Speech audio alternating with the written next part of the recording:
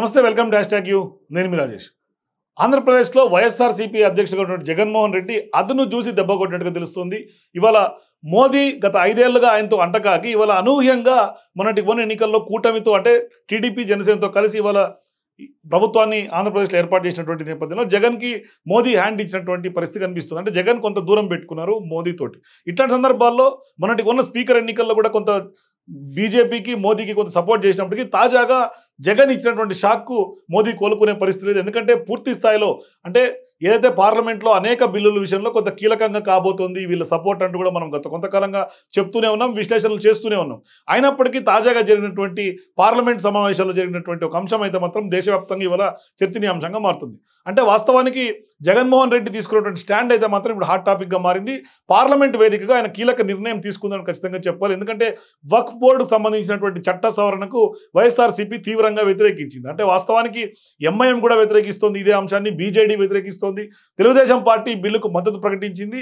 ఈ సవరణ బిల్లు మీద ఎలాంటి కసరత్తు చేయకుండానే బీజేపీ లోక్సభలో ప్రవేశపెట్టిందనే అంశం ఇవాళ ఆరోపణలు తీవ్రస్థాయిలో వినిపిస్తుంది. కనీసం తటస్థ పార్టీలు సైతం ఇవాళ సంప్రదించలేదు బీజేపీ. అంటే ఖచ్చితంగా బీజేపీ గతంలో ఏ విధంగా అయితే పార్లమెంట్ హౌస్ రన్ చేశారో, ఏ విధంగా అయితే బిల్లులు పాస్ అయినాయి, ఆ దిశగానే ఇవాళ కూడా మద్దతు ఇస్తారని లేకుంటే ఓవర్ కాన్ఫిడెన్స్ ఖచ్చితంగా బీజేపీ కనిపించింది. కానీ వాస్తవానికి మహారాష్ట్ర, హర్యానా అసెంబ్లీలో ఈ ఏడాది జరగాల్సినటువంటి ఎన్నికలను దృష్టిలో పెట్టుకొని ఖచ్చితంగా కేంద్రం ఒక రాజకీయ ఎత్తుగడ కోసమే ఈ వక్ఫ్ బోర్డు సంబంధించినటువంటి సవరణ చట్ట బిల్లును లోక్సభలో ప్రవేశపెట్టినట్టుగా అనేక మంది ఇవాళ పెద్ద ఎత్తున విశ్లేషణలు చేస్తున్నటువంటి పరిస్థితి. అంటే తటస్థ పార్టీలు కూడా ఈ సవరణ బిల్లుకు మద్దతు ప్రకటిస్తాయని బీజేపీ మొదట భావించింది. అయితే ఇవాళ బీజేపీ ప్లాన్ రివర్స్ అయింది.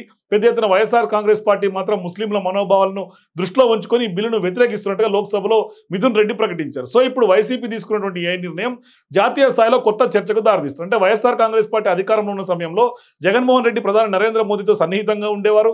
ఏపీకి నిధుల విషయంలో కూడా పలుమార్లు ఆయన మోడీని కలిశారు.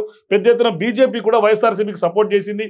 అనేక సంక్షేమ పథకాల విషయంలో కూడా మోదీ కొంత అండగా నిలిచారు జగన్మోహన్ రెడ్డికి. అయితే ఏపీలో కూటమి ప్రభుత్వం అధికారంలోకి వచ్చిన తర్వాత కొంత అక్కడ ఈక్వేషన్స్ మారిపోయినాయి పొలిటికల్గా. దాని తర్వాత వాళ్ళిద్దరు కూడా కొంత మోదీకి జగన్ మధ్య గ్యాప్ పెరిగిందనే ప్రచారం జరుగుతోంది. ఈ క్రమంలోనే జగన్మోహన్ రెడ్డికి బీజేపీకి దూరమై ఇండియా కూటమికి దగ్గర అవుతున్నారనే చర్చ కూడా జాతీయ స్థాయిలో నడుస్తోంది. అందులో భాగంగానే ఇవాళ వక్ఫ్ చట్ట సవరణ బిల్లు కొంత వైసీపీ వ్యతిరేకించింది అనే బలమైనటువంటి ఒక వాదన కొనసాగుతోంది. ఇక వైసీపీ బలం ఏంటో కూడా టైం చూసి జగన్మోహన్ రెడ్డి నరేంద్ర మోదీకి చూపెట్టారని కూడా కూటమి పార్టీలన్నీ మనం భావిస్తున్నాయి. ఏపీలో అధికారం కోల్పోయినటువంటి ఆ నేపథ్యంలో జాతీయ స్థాయిలో తమ పార్టీ హవా మాత్రం ఏమాత్రం తగ్గలేదనే సంకేతాన్ని జగన్మోహన్ రెడ్డి మోదీకి పంపినట్టుగా కామెంట్స్ అయితే వినిపిస్తున్నాయి. ఇండియా కూటమి వైపు జగన్మోహన్ రెడ్డి అడుగులు వేస్తున్నారని, అందుకే బీజేపీ ప్రవేశపెట్టేటువంటి ఈ బిల్లును వ్యతిరేకించారని ప్రచారం కూడా జోరుగా సాగుతోంది. సో ఇప్పుడు వైసీపీ మాత్రం ముస్లిం మనోభావాలను దెబ్బతీసేందుకు ఏ బిల్లు కూడా మద్దతు ఇవ్వమంటూ కూడా స్పష్టం చేసింది. పెద్ద ఎత్తున ఇవాళ పూర్తి స్థాయిలో జగన్మోహన్ రెడ్డి మోదీకి అయితే మాత్రం గట్టి షాక్ ఇచ్చారని ఖచ్చితంగా చెప్పుకోవాలి. సో వాస్తవానికి మోదీకి జగన్మోహన్ రెడ్డి ఈ బిల్లు వ్యవహారంలో వ్యతిరేకించి షాక్ ఇచ్చారని మీరు భావిస్తే మీ అభిప్రాయాన్ని కామెంట్ రూపంలో తెలియజేయండి. For more videos please watch #.